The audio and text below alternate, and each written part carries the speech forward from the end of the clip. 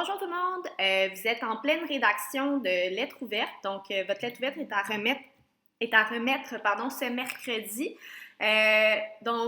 J'imagine que vous avez sûrement déjà commencé à l'écrire. Donc, ce que je fais aujourd'hui, c'est que je vous montre, je vous donne des trucs, dans le fond, des erreurs à éviter quand on écrit une lettre ouverte. Donc, c'est quoi une bonne lettre ouverte versus une moins bonne lettre ouverte? Puis les pièges que vous devez éviter, dans le fond, quand vous en écrivez une. Comme ça, vous allez pouvoir relire votre texte puis voir si vous êtes tombé dans certains de ces pièges-là, puis le corriger là, avant la remise. Je vous rappelle que votre lettre ouverte va être utilisée pour la bonification de vos résultats, donc c'est important de remettre un bon travail. C'est pourquoi je fais ça avec vous aujourd'hui.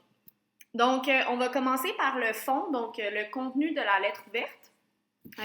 Quelques petits trucs, c'est sûr que d'autres choses là, dont on s'est parlé pendant toute la troisième étape, mais je vous parle des erreurs un peu plus fréquentes. Donc, premièrement, il faut tenir compte de la tâche. Souvent, puis je l'ai vu dans les textes que vous avez écrits pour vous pratiquer, il y en a qui ne vont pas nécessairement répondre à la question qui est demandée. OK? Donc, je vous demande votre point de vue sur une certaine chose, mais vous n'allez pas nécessairement me donner votre point de vue sur cette chose-là. Par exemple, vous allez me faire un texte qui est plutôt explicatif, OK? D'ailleurs, il y a une petite erreur parce que je me mélange toujours entre l'explicatif et l'argumentatif. Là. Ici, c'est argumentatif qui devrait être écrit. Donc, premièrement, c'est important de vous assurer que votre texte répond bel et bien à la question demandée. Puis, il faut également garder en tête le but du texte argumentatif, donc pas explicatif. Le texte argumentatif, c'est de convaincre, OK?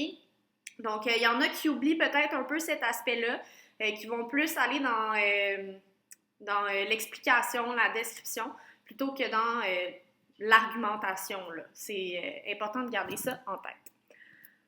Ensuite, quand vous recueillez des informations sur différentes pages dans différents documents de référence, il ne faut pas que vous résumiez ces informations-là.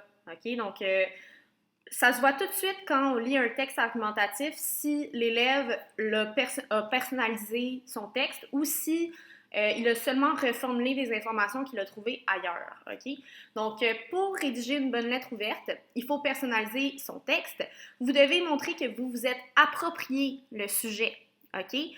Il faut montrer que vous avez aussi réfléchi sur le sujet. Donc, il faut vraiment qu'il y ait des choses qui viennent de vous, là, pas uniquement des textes que vous avez lus. Puis, il faut faire des liens aussi avec l'actualité. Ça va rendre votre texte beaucoup plus crédible. Puis, ça va le rendre plus intéressant aussi de faire des liens avec l'actualité que juste de parler des choses en général. Ensuite, c'est important de toujours présenter vos sources. Quand est-ce qu'on va présenter ces sources? C'est quand on met des données chiffrées.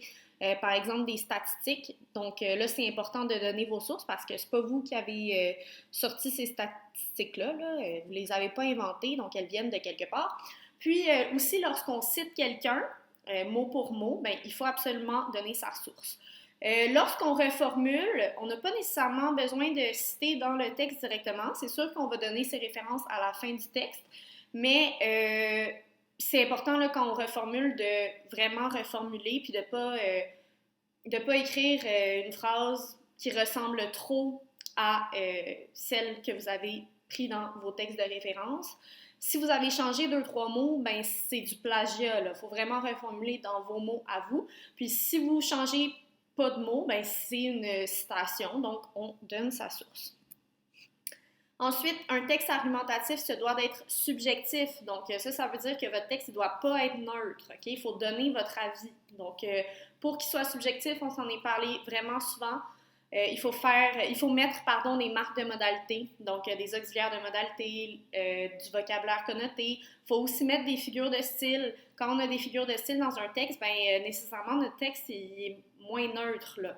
Donc, c'est important d'en mettre. Il faut mettre différents types et formes de phrases, comme des phrases interrogatives, des phrases exclamatives. Ça vient un peu briser la neutralité. Là. Donc, il faut que ça soit subjectif. On se rappelle que vous donnez votre avis sur un sujet, vous donnez votre opinion. Donc, nécessairement, vous devez parler au jeu. Il faut faire attention, par contre, quand on s'adresse à notre destinataire, d'utiliser le « vous » plutôt que « tu ». Donc, voilà. Ensuite, il faut utiliser des substituts variés. Qu'est-ce que ça veut dire, ça? Ben, c'est d'éviter les répétitions. OK? Il y en a des fois qui m'écrivent des textes, puis je pense que je retrouve 30 fois le même mot dans votre texte. Puis ce mot-là, ben, il y a des synonymes, là. Puis il y a d'autres façons de le décrire. Donc, c'est important d'utiliser différentes sortes de pronoms, de déterminants, des synonymes, des termes génériques ou spécifiques. Donc, de varier votre vocabulaire. Sinon, votre texte, il va être moins intéressant. Maintenant, en ce qui concerne la forme, donc la structure de votre texte argumentatif, donc de votre lettre ouverte, très important de respecter le nombre de mots. Donc, dans les consignes, vous avez vu que vous avez un certain nombre de mots à respecter. Il me semble que c'est environ 130 mots par paragraphe, puis 50 à 75 mots pour la conclusion. Donc, vous n'avez pas d'intro à écrire. Quand vous allez faire l'examen du ministère l'année prochaine, c'est vraiment, vraiment important de respecter le nombre de mots, surtout de ne pas le dépasser. Okay? Si vous avez moins de mots, mais que tous les éléments sont là, vous pouvez quand même réussir votre examen du ministère. Par contre, si vous dépassez le nombre de mots, c'est possible que votre texte soit même pas corrigé. Okay? Là, vous vous dites sûrement, ben voyons, il ne compte pas le nombre de mots de chaque élève, je peux sûrement écrire que j'ai fait le bon nombre de mots. Mais dès qu'ils ont un doute, ils vont compter les mots, puis il y a des gens qui sont payés pour compter les mots dans les examens du ministère. Oui, oui.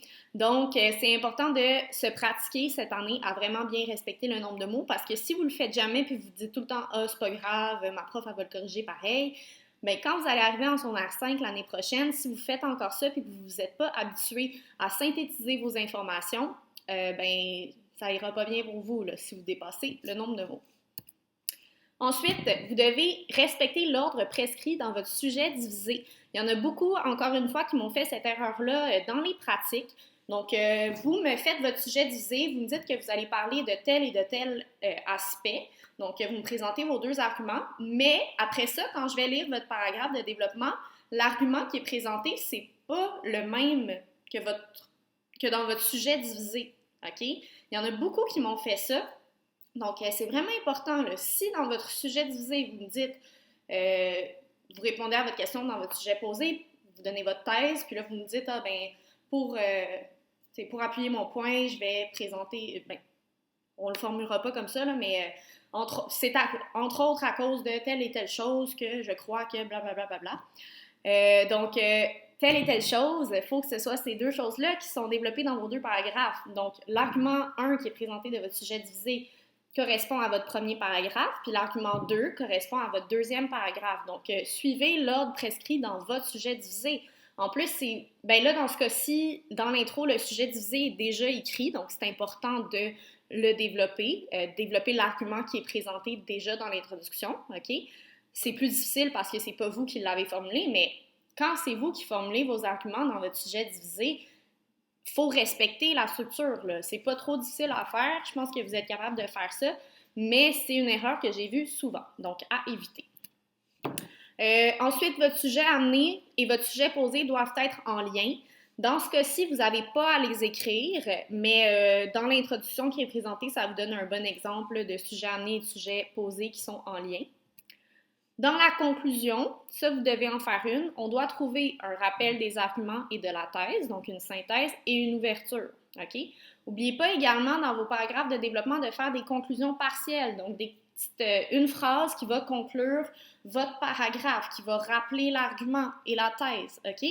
Mélangez pas la conclusion partielle et la conclusion du texte. Conclusion partielle, c'est la conclusion de votre paragraphe de développement. La conclusion du texte, c'est la conclusion finale qui va rappeler tous les aspects qui ont été présentés dans votre texte argumentatif.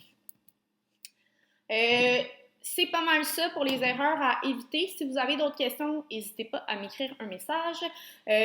Appliquez également la méthode de correction qui a été montrée. Parce que si vous faites énormément de fautes, ben, ça se peut que je ne puisse pas vous donner un plus pour la bonification. Donc, tout ça, c'est à remettre avant mercredi 8h. Alors, bonne chance et bonne rédaction.